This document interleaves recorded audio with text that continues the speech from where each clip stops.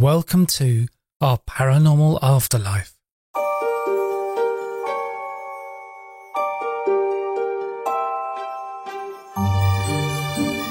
This is episode 165 of Paranormal Stories. In this episode I'm reading from Gregory Shushan's book, Near-Death Experience in Ancient Civilizations, The Origins of the World's Afterlife Beliefs. When I have guests on my podcasts, I read their books to work out questions for the episodes. When reading these books, I always find such amazing information that never makes it into the podcast, and here I get a chance to give you a peek into the book. I've put a link to the book in the show notes, and I did seek permission to record this extract, and the author kindly said yes. So I'm going to read from chapter 9, which is titled Experiential Origins of the Afterlife, Near-Death Experiences, Shamanism and Dreams. And this is what Gregory has written. Although the relationship between NDEs and afterlife beliefs has gone unacknowledged in the history of religions, some scholars have recognized more generally that myth and belief have origins in experience. In many ways, myths and beliefs are ways of making sense of our experiences and fitting them into some kind of comprehensible worldview. Such profound, unusual, rare, and transformative experience as NDEs would be no exception. When we find similar beliefs around the world, it makes sense to look for common experience types that might explain them. As Wendy Doniger put it, we can approach the problem by extrapolating from what all the myths have in common, modified in the light of what we can simply observe about the human situation in different cultures. At least since the 19th century, a number of scholars have argued for mystical experiences in general as a primary factor in the origins and development of religious beliefs. One was the Victorian Scottish folklorist Andrew Lang, who reached this conclusion by comparing the evidence from psychical research with ethnological reports of supernatural beliefs.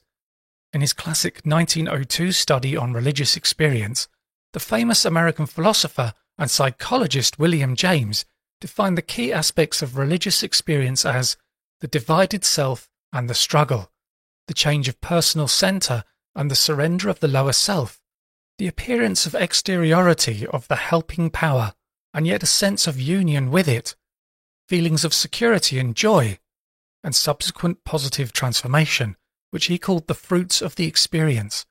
Specific personal and cultural details, he argued, reconstruct the experiences in their individual forms. A common core might be sifted out of the discrepancies, and it's this core that might be scientific fact. While the ancient texts share all of James's typical traits of a religious experience, it's important to be specific about exactly what kind of religious beliefs we're talking about, and exactly what kind of extraordinary experiences are most relevant to it. The NDE Source Hypothesis. Long before the NDE was lodged in the popular consciousness, or even identified as an actual phenomenon, the French author Louis Elby argued in 1906 that the similarity of ancient afterlife beliefs across cultures indicates an original revelation, as if primeval man had been favoured with an insight into the problem of the invisible world. The NDE source theory was perhaps best articulated by the American sociologist James McLennan. He described a symbiotic process in which culture and experience influence one another, so that accounts of universal experience types are expressed in culture-specific ways. The cross-cultural similarities of belief in spirits, souls, heavens and hells is explained by the fact that NDEs contribute to the formation of religious beliefs. In his comparison of modern NDE reports and return from death narratives in medieval, China, Japan and Europe, he concluded that the universal features of such narratives support the hypothesis that they share a common experiential source, the NDE. Others have independently reached similar conclusions. Carl Becker, an American scholar of Buddhism and comparative philosophy, suggested that afterlife conceptions in Chinese Pure Land Buddhism were based on near-death experiences. He explained the similarities between the early Japanese and Chinese NDEs and those of the modern West, simply in terms of similarity of experience.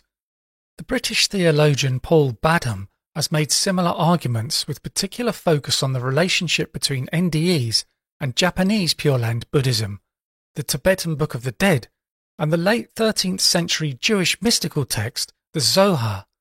The Hungarian classical scholar Jenő Plathi highlighted similarities between NDEs, mythical and historical counterparts from Greece and Rome, and afterlife conceptions in the Upanishads, Buddhist sutras, and the Zoroastrian beliefs.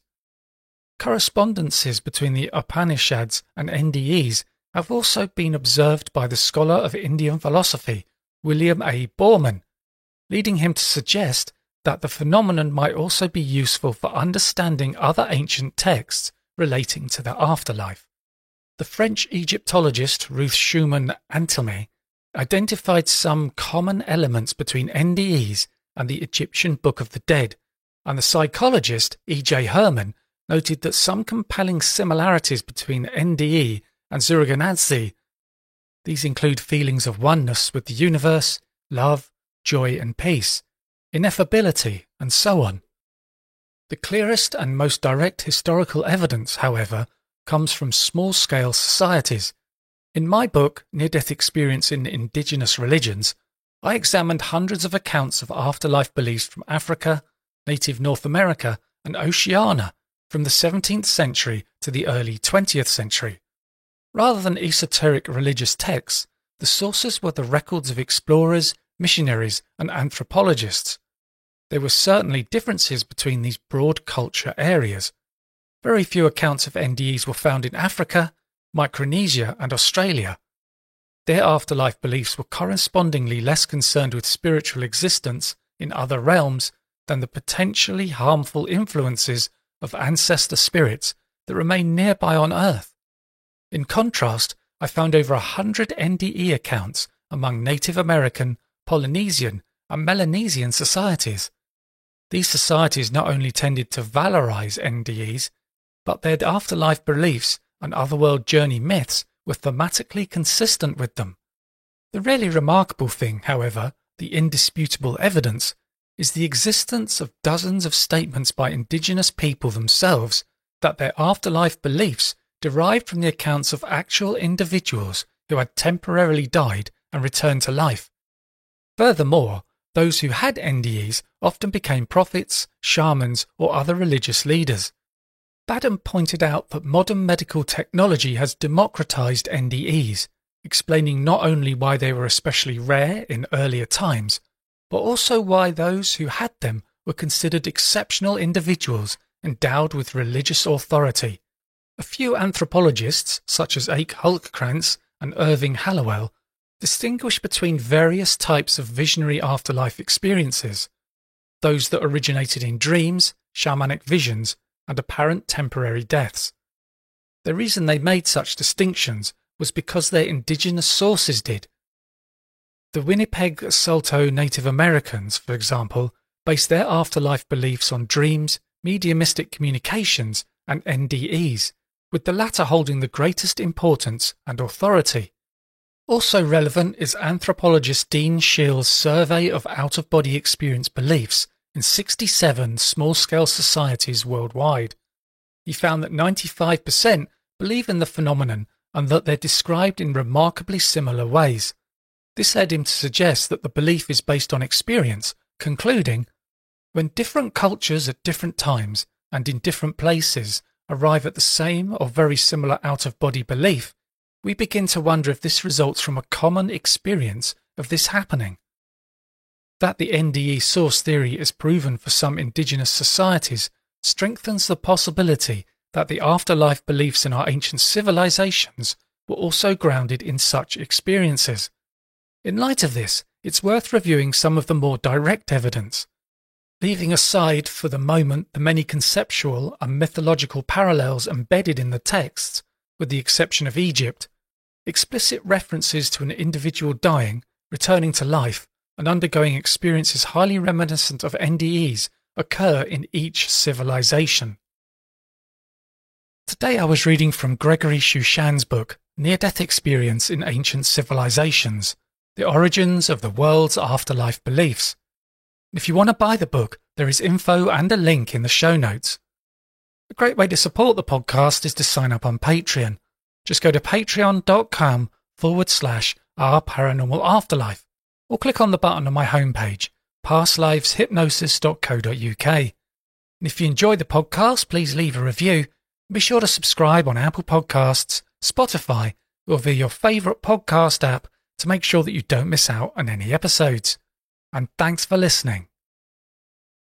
Hi, this is Simon Bown. For years I've explored the mysteries of near-death experiences, reincarnation, and life beyond this one.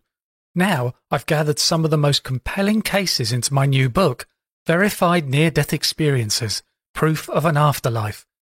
This book features 30 extraordinary near-death experiences, each one backed by verifiable details that defy explanation.